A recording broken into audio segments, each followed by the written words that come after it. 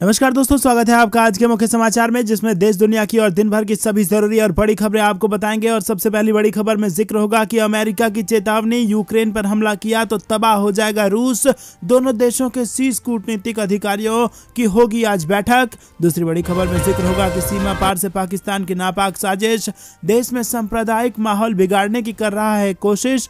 तीसरी बड़ी खबर में आपको बताएंगे कि 8 घंटे से अधिक चली कुलगाम मुठभेड़ में 2 आतंकियों का खात्मा, हथियार बरामद। जम्मू कश्मीर से बड़ी खबर। चौथी बड़ी खबर में जिक्र होगा कि मरुधरा की धरती पर लहराएगा दुनिया का सबसे बड़ा तिरंगा और 15 जनवरी को जैसलमेर में होगा ध्वज आरोहण। और इसी के साथ जिक्र होगा उत्तर प्रदेश के चुनाव का भी। बीजेपी दिल्ली में करेगी बड़ा मंथन और यूपी में कब जारी होगी उम्मीदवारों की पहली लिस्ट, ये भी आपको बताएंगे दोस्तों। हर एक खबर की गहराई में ले जाएंगे, लेकिन उससे पहले अगर आपको भी देश की सेना और पीएम मोदी पर पूरा भरोसा है और अगर आप भी ऐसा मानते हैं कि मोदी है तो हर जीत मुमकिन है, तो दोस्तों 2000 लाइक के टारगेट को पूरा करा के आप इस बात को साबित कीजिए। फटाफट से लाइक करके समर्थन दर्ज कराइए और लाल बटन को दबा के चैनल को सब्सक्राइब कर लीजिए अगर चैनल पर नए हैं तो।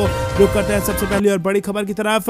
अमेरिका की चेतावनी, यूक्रेन पर हमला किया तो तबाह होगा रूस और दोनों देशों के शीर्ष कूटनीतिक अधिकारियों की होगी बैठक। जी हां दोस्तों, अमेरिका ने रूस को चेतावनी दी है कि अगर उसने यूक्रेन पर हमला किया तो उसे आर्थिक रूप से तबाह कर दिया जाएगा। यूक्रेन पर तनाव के बीच सोमवार को जिनेवा में अमेरिका व रूस के शीर्ष कूटनीतिक अधिकारियों की बैठक होने वाली है, लेकिन बैठक से पहले बाइडेन प्रशासन ने साफ कर दिया कि रूस के यूक्रेन में पीछे हटने तक कोई समझौता नहीं होगा। बाइडेन प्रशासन ने कहा कि अगर रूस पीछे नहीं हटता है तो अमेरिका यूरोप में अपनी रणनीतिक उपस्थिति में बढ़ोतरी करेगा।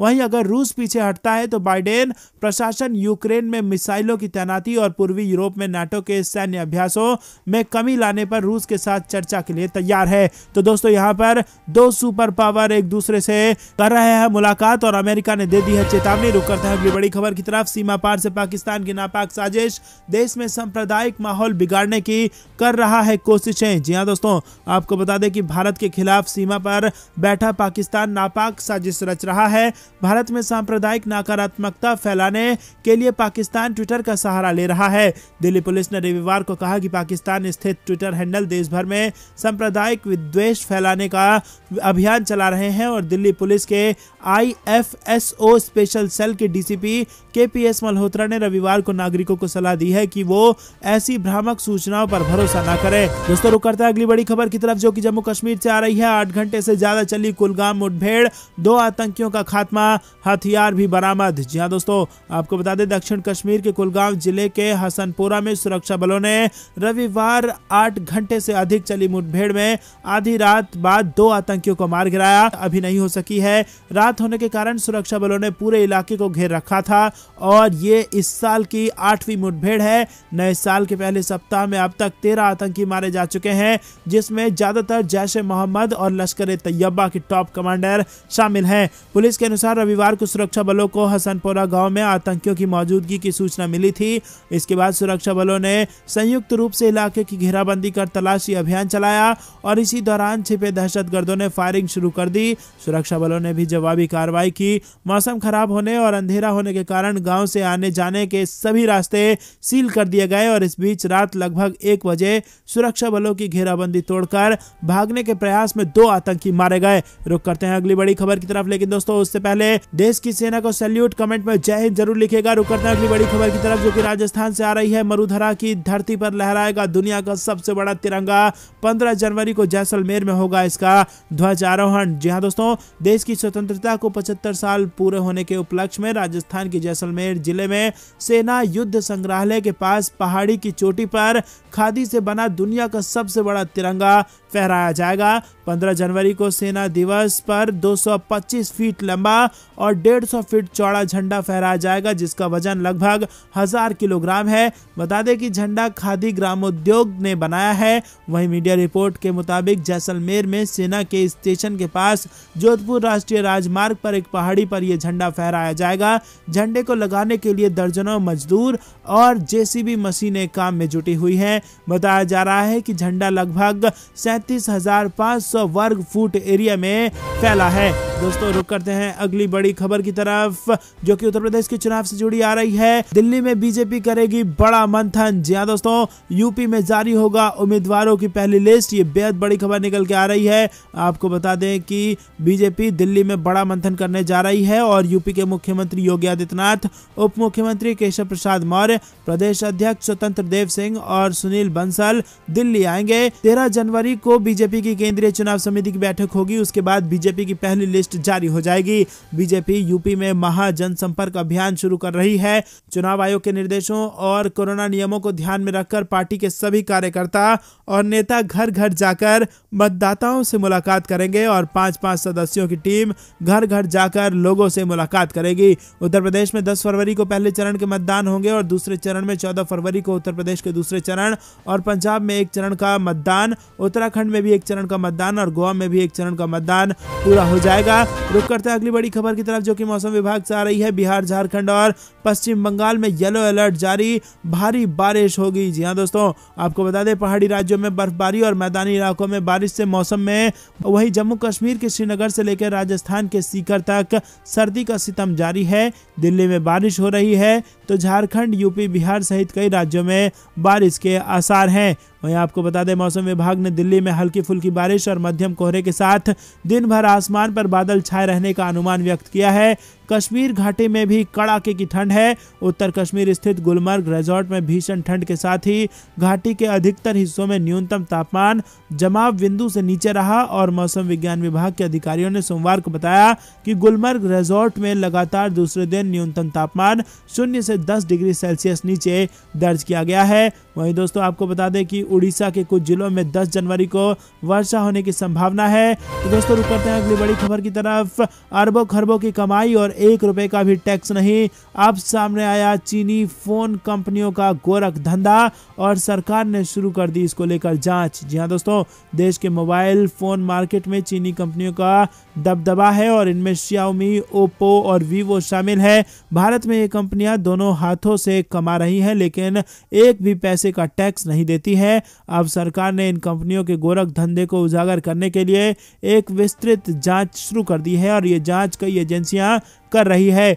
इन कंपनियों पर पिछले कुछ वर्षों के दौरान नियामकीय फाइलिंग और दूसरी तरह की रिपोर्टिंग में अनियमितता बरतने का आरोप है। साथ ही उनकी बिजनेस प्रैक्टिसेस की भी जांच की जाएगी और चीनी कंपनियों पर आरोप है कि उन्होंने अपनी इनकम के बारे में जानकारी छिपाई है और टैक्स से बचने के लिए प्रॉफिट की जानकारी नहीं दी है और भारतीय बाजार में घरेलू इंडस्ट्री को तबाह करने के लिए अपने दबदबे का इस्तेमाल किया है। रुक करते हैं अगली बड़ी खबर की तरफ। अब ओमिक्रॉन के भाई का कहर तेजी से डेल्टा की जगह ले रहा है ओमिक्रॉन का नया वेरिएंट। दोस्तों रुक करते हैं अगली बड़ी खबर की तरफ। रोज का आंकड़ा 2 लाख के करीब। दिल्ली में लॉकडाउन पर शुरू हो सकता है फैसला, बूस्टर डोज लगाना कर दिया गया है शुरू। जी हां दोस्तों, देश भर में रविवार को 1,75,000 कोरोना केस सामने आए और पिछले 226 दिनों में यह सबसे बड़ा आंकड़ा है। कोरोना की तीसरी लहर के बढ़ते आसार के बीच सोमवार से देश में बूस्टर डोज लगना भी शुरू हो गया है। देश में सोमवार से हेल्थ केयर वर्कर्स और 60 से ज्यादा उम्र के लोगों की तीसरी बूस्टर डोज दी जाएगी। दिल्ली में कोरोना संक्रमण की दर 23% से ज्यादा हो चली है। बीते 2 दिनों में यहां 20,000 से ज्यादा कोरोना केस सामने आ रहे हैं। वहीं महाराष्ट्र में बीते 24 घंटे के अंदर 44,000 से ज्यादा नए केस सामने आ गए हैं। आपको बता दें दोस्तों कि पश्चिम बंगाल में भी संक्रमण बहुत तेजी से बढ़ता जा रहा है। बंगाल में 24 घंटे के अंदर 24,287 नए केस सामने आए हैं और यहां पॉजिटिविटी रेट 34% के आसपास पहुंच चुका है और इसी प्रकार से कर्नाटक में भी हालात बिगड़ते जा रहे हैं। रुक करते हैं अगली बड़ी खबर की तरफ। कोरोना की वैक्सीन की तीसरी खुराक की शुरुआत हो चुकी है आज से। ज्यादा खुराक ऐसे बुजुर्गों को दी जाएगी जिन्हें गंभीर रूप से बीमारी है। 60 साल के ऊपर वाले बुजुर्गों और सभी स्वास्थ्य कर्मियों को तीसरी डोज दी जाएगी। दूसरी और तीसरी खुराक के बीच 39 हफ्ते का अंतर होना चाहिए। और एक बात और अहम है कि जिस वैक्सीन की पहली डोज लगी है, तीसरी खुराक भी उसी वैक्सीन की लगेगी। तीसरी खुराक के लिए सर्टिफिकेट की जरूरत नहीं। तीसरी खुराक के लिए कोविन पोर्टल पर नए रजिस्ट्रेशन या किसी डॉक्टर से सर्टिफिकेट की जरूरत नहीं है। जो योग्य लोग हैं वो सीधे टीकाकरण केंद्र जाकर या ऑनलाइन अपॉइंटमेंट ले सकते हैं और तीसरी लहर के खतरे के बीच बूस्टर डोज को काफी महत्वपूर्ण माना जा रहा है। दोस्तों रुक करते हैं अगली बड़ी खबर की तरफ, जो कि पाकिस्तान से आ रही है। पाकिस्तान में लोगों के लिए आई बुरी खबर, हो गया है बड़ा काम। जी हाँ दोस्तों, पाकिस्तान में लोगों पर तगड़ी मार पड़ी है। वहां पहले ही महंगाई से बुरा हाल है और ऐसे में सरकार ने लोगों के लिए एक और झटका लोगों को दिया है। पाकिस्तान के इकोनॉमिक कोऑर्डिनेशन कमेटी ने कन्वेंशन इंजन वाली कारों के साथ साथ इलेक्ट्रिक व्हीकल और हाइब्रिड व्हीकल सहित इंपोर्टेड कार पर भारी टैक्स लगाने को मंजूरी दे दी है। रुक करते हैं अगली बड़ी खबर की तरफ। चुनाव आयोग से छुपाई करोड़ों रुपए की विदेशी चंदे की जानकारी, शहबाज शरीफ ने मांग लिया इस्तीफा। जी हाँ दोस्तों, बेहद बड़ी खबर पाकिस्तान से आ रही है। पाकिस्तान तहरीक-ए-इंसाफ पार्टी के अध्यक्ष और प्रधानमंत्री इमरान खान को विदेशी चंदे की जानकारी छुपाना भारी पड़ रहा है। चुनाव आयोग की रिपोर्ट के बाद मामला मुल्क के सामने आ गया है, जिसके बाद पाकिस्तान में सियासत तेज हो गई है। पाकिस्तान मुस्लिम लीग नवाज के अध्यक्ष शहबाज शरीफ ने इमरान खान पर कई आरोप लगाते हुए कहा कि जो व्यक्ति गलत साक्ष्य पेश करता है उसे संवैधानिक पद पर नहीं रहना चाहिए। उन्होंने इमरान खान से इस्तीफे की मांग कर दी। रुक करते हैं अगली बड़ी खबर की तरफ। सेना और न्यायपालिका में टकराव, अब सेना पर सचमुच नकेल कसेगा कानून। जी हाँ दोस्तों, पाकिस्तान में ये बड़ा भूचाल होने जा रहा है और अब सेना पर भी कसने जा रहा है शिकंजा। जी हाँ दोस्तों, पाकिस्तान में न्यायपालिका सेना से टकराव के रास्ते पर बढ़ रही है और पर्यवेक्षक इस पर सेना की प्रतिक्रिया पर नजर रख रहे हैं। और अब एक ताजा घटनाक्रम में इस्लामाबाद हाई कोर्ट ने नौसेना के नाकायन क्लब और फार्म हाउस को गिराने का आदेश दिया है और हाई कोर्ट ने कहा कि क्लब और फार्म हाउस का निर्माण नेशनल पार्क के अंदर किया गया है, जो कि गैर कानूनी है। तो दोस्तों, सीधा सेना से पंगा ले रही है कोर्ट और कानून की गिरफ्त में होगी पाकिस्तान की सेना। ये बड़ी खबर आ रही है। रुक करते हैं अगली बड़ी खबर की तरफ। चांद को लेकर अमेरिका और चीन में होगी जंग, क्या है इसके पीछे वजह, आपको बता दें दोस्तों कि अंतरिक्ष की दुनिया में अमेरिका और चीन के बीच रेस शुरू हो चुकी है। दोनों देश के बीच अब अंतरिक्ष को लेकर जंग छिड़ती दिखाई दे रही है। चांद को लेकर अमेरिका और चीन के बीच प्रतिद्वंदिता नजर आ रही है। अमेरिका के नील आर्मस्ट्रांग अपोलो 11 मिशन के तहत 20 जुलाई 1969 को पहली बार चांद पर कदम रखा गया था। अमेरिका ने अगले 3 साल तक अंतरिक्ष यात्रियों के साथ कई अपोलो यान को चांद पर भेजा, लेकिन अमेरिका को लगा कि ये मिशन खर्चीला है और उसे चांद से कुछ फायदा नहीं होने वाला है, तो उसने चंद्र यात्राओं को बंद कर दिया। और अब दोस्तों इसी रेस में चीन उतर आया है और अंतरिक्ष में दोनों के बीच में हो सकती है जंग। रुक करते हैं अगली बड़ी खबर की तरफ। आतंकियों का खात्मा, कुलगाम के हुसैनपुरा में मुठभेड़ शुरू, 2 से 3 आतंकियों के फंसे होने की है आशंका। जहां दोस्तों कुलगाम जिले के हुसैनपुरा में आतंकियों की सूचना के बाद सर्च अभियान शुरू किया गया है। एक स्थान पर आतंकियों ने सुरक्षा बलों को देखते हुए उन पर फायरिंग शुरू कर दी थी, जिसके बाद दोनों तरफ से मुठभेड़ शुरू हो गई है। सुरक्षा बलों ने उस इलाके को घेर लिया है जहां आतंकी छुपे हुए हैं और सूत्रों के मुताबिक 2 से 3 आतंकियों के इलाके में मौजूद होने की आशंका है। रुक करते हैं अगली बड़ी खबर की तरफ। कोरोना पर केंद्र सरकार अलर्ट, पीएम मोदी ने की उच्च स्तरीय समीक्षा बैठक, किशोरों के टीकाकरण की रफ्तार बढ़ाने के दे दिए निर्देश। जहां दोस्तों भारत में बढ़ते कोरोना संक्रमण और बिगड़ते हालात के बीच प्रधानमंत्री नरेंद्र मोदी ने रविवार को एक उच्च स्तरीय समीक्षा बैठक की। इसमें गृह मंत्री अमित शाह, केंद्रीय स्वास्थ्य मंत्री, गृह महासचिव समेत कई अधिकारी मौजूद रहे और समीक्षा बैठक के दौरान पीएम मोदी ने जिला स्तर पर पर्याप्त स्वास्थ्य बुनियादी ढांचे की मजबूती सुनिश्चित करने की आवश्यकता पर जोर दिया और उन्होंने अधिकारियों से इस संबंध में राज्यों से समन्वय बनाए रखने को कहा। प्रधानमंत्री कार्यालय की ओर से ये जानकारी दी गई है। पीएमओ के मुताबिक पीएम मोदी ने मिशन मोड में किशोरों के लिए शुरू किए गए टीकाकरण अभियान को तेज करने के निर्देश दिए हैं।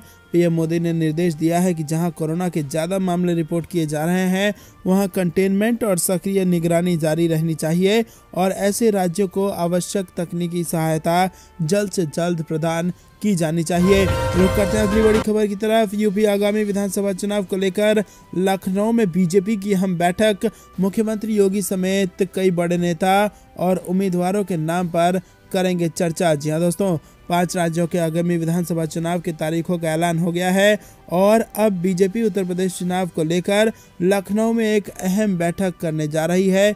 सूत्रों से मिली जानकारी के अनुसार इस बैठक में यूपी बीजेपी के चुनाव समिति के सभी सदस्य मौजूद रहने वाले हैं और इसी के साथ आपको बता दें कि बैठक में पहले और दूसरे फेज के लिए उम्मीदवारों के नाम पर चर्चा होगी। सूत्रों के अनुसार इस बैठक में जिन नामों को शॉर्टलिस्ट किया गया है उस पर केंद्रीय चुनाव समिति अंतिम फैसला करेगी और ये बैठक सोमवार शाम 4 बजे होने वाली है और बैठक में बीजेपी चुनाव समिति के 24 सदस्य मौजूद रहेंगे। रुक करते हैं अगली बड़ी खबर की तरफ। विधानसभा चुनाव बीजेपी का दावा सभी 5 राज्यों में दर्ज हो जाएगा साफ। जी हाँ दोस्तों, आपको बता दें कि 5 राज्यों के चुनाव की तारीखों का ऐलान हो गया है और आगामी विधानसभा चुनाव में एनडीए की जबरदस्त जीत होने का दावा भाजपा प्रदेश उपाध्यक्ष राजीव रंजन ने किया। कहा कि तमाम चुनावी राज्यों में आ रही खबरों के मुताबिक जनता एनडीए उम्मीदवारों के पक्ष में पूरे उत्साह से खड़ी है। वहीं कांग्रेस सपा समेत तमाम विपक्षी दलों की नींदें उड़ी हुई है। 10 मार्च को इन सभी राज्यों में कमल खिलना तय है। वहीं विपक्ष पूरी तरह से साफ हो जाएगा। राजीव रंजन ने कहा कि इन चुनावों में विपक्ष के पास झूठ के अलावा कोई दूसरा हथियार नहीं है, लेकिन लगातार झूठ बोलकर और अफवाह उड़ाकर ये लोग अपने इस औजार की भी धार कुंद कर चुके हैं।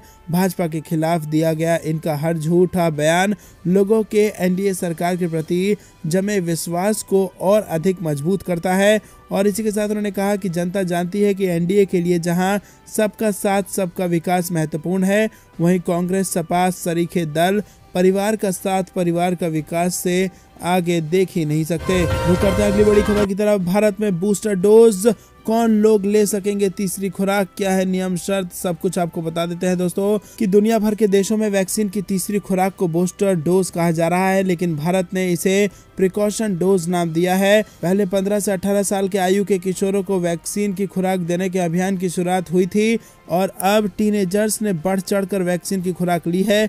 3 जनवरी से अब तक यानी कि 9 जनवरी 2022 तक 2.2 करोड़ वैक्सीन की डोज बच्चों को लग चुकी है। वहीं देश में 15 साल से अधिक उम्र के लोगों को 151 करोड़ वैक्सीन की डोज लग चुकी है और पिछले 24 घंटे के दौरान 89 लाख कोरोना वैक्सीन की डोज लोगों को लगाई गई। और आपको बता दें दोस्तों कि अब तीसरी डोज की भी शुरुआत होने जा रही है, जिसे बूस्टर डोज नहीं प्रिकॉशन डोज नाम दिया गया है। जी हाँ दोस्तों, आपको बता दें कि प्रधानमंत्री नरेंद्र मोदी ने पिछले दिनों कहा था कि 60 साल से अधिक उम्र के लोगों को जिनमें हार्ट डिजीज, डायबिटीज, किडनी की बीमारी के साथ साथ अन्य गंभीर बीमारियां हैं, उन्हें सबसे पहले प्रिकॉशन डोज दिया जाएगा। हालांकि स्वास्थ्य मंत्रालय ने सलाह दी है कि अपने डॉक्टर की सलाह पर ही लोग प्रिकॉशन डोज लें।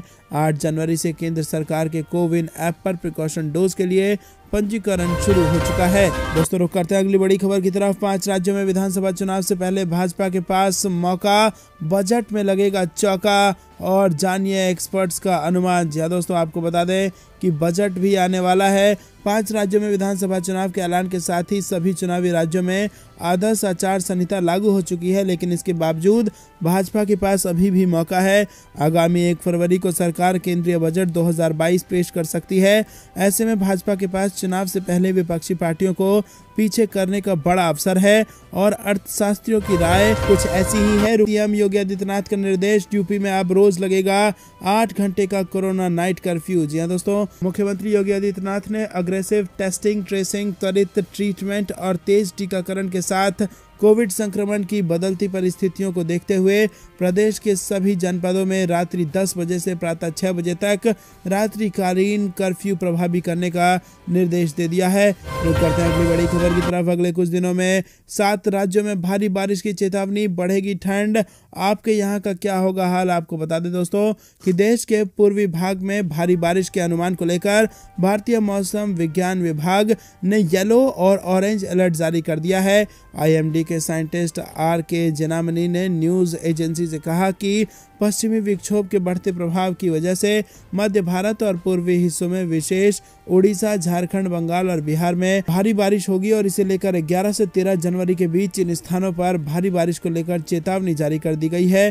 भारतीय मौसम विभाग के अनुसार पश्चिमी विक्षोभ के कारण 11 जनवरी से देश के पूर्वी भाग के प्रभावित होने की संभावना है। देख करते हैं अगली बड़ी खबर। अरब सागर में पकड़े गए 10 पाकिस्तानी नाव पर सवार होकर भारतीय सीमा में कर रहे थे प्रवेश। जी हां दोस्तों, आपको बता दें भारतीय तटरक्षकों के हाथ रविवार को बड़ी उपलब्धता लगी है। तटरक्षक जहाज अंकित ने शनिवार रात अरब सागर में अपने ऑपरेशन के दौरान एक पाकिस्तानी नाव यासीन को पकड़ लिया और इस नाव में चालक दल के साथ 10 पाकिस्तानी सवार थे। न्यूज एजेंसी के मुताबिक पाकिस्तानी नाव भारतीय जल क्षेत्र में प्रवेश करने की कोशिश कर रही थी। भारतीय तटरक्षक बल के अधिकारियों ने बताया कि पाकिस्तानी चालक दल को पूछताछ के लिए पोरबंदर लाया जा रहा है। भारतीय तटरक्षक बल के अधिकारियों ने बताया कि पाकिस्तानी नाव भारतीय जल क्षेत्र के अंदर 6 से 7 मील की दूरी में प्रवेश कर चुकी थी। जैसे ही भारतीय तटरक्षक जहाज को पाकिस्तानी नाव ने देखा, वो वापस भागने लगे और जिसके बाद तटरक्षकों ने कार्रवाई करते हुए नाव को पकड़ लिया। नाव से अब तक 2 टन मछली और 600 लीटर ईंधन बरामद किया गया है। पोरबंदर पहुंचने के बाद आगे की पूछताछ की